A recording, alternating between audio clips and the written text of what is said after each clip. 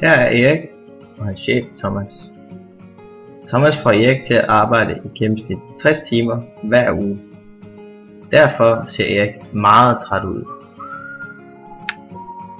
Fordi Erik arbejder så meget, har han ikke særlig meget tid til sin familie. Det går ud over Eriks privatliv og familiens humør.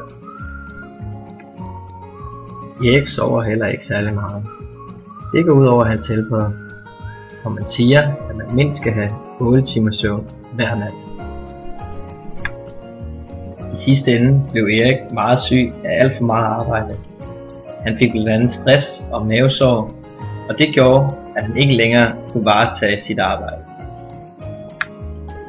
Erik, som var meget ked af det og forvirret, gik derfor til sin fagforening. Troels fra fagforeningen sagde til Erik: Erik, det er et klart brud på arbejdsmiljøloven og EU's arbejdsdirektiv.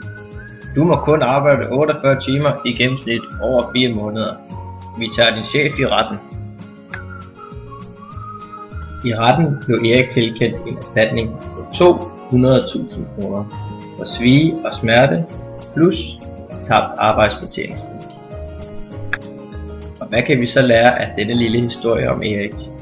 I hvert fald, at vi i Danmark og EU har nogle love og regler, som blandt andet skal sikre arbejdstagernes helbred og sikkerhed, og samtidig giver fælles regler, fælles arbejdsvilkår i Danmark og hele EU.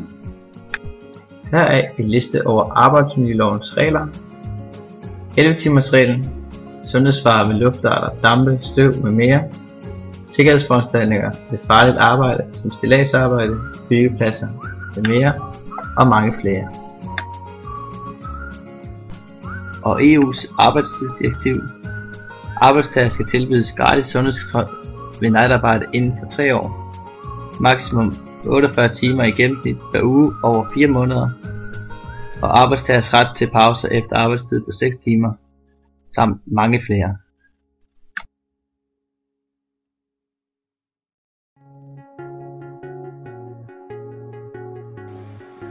Her er Robert Bjarne Lie. Han er chef for et stort firma. Men Robert har et problem. Han har ikke nok kvalificeret arbejdskraft til den store efterspørgsel.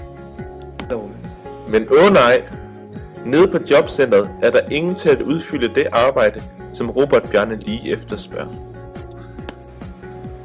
Derfor er han nødt til at bede sine medarbejdere om at arbejde 2 timer længere hver dag.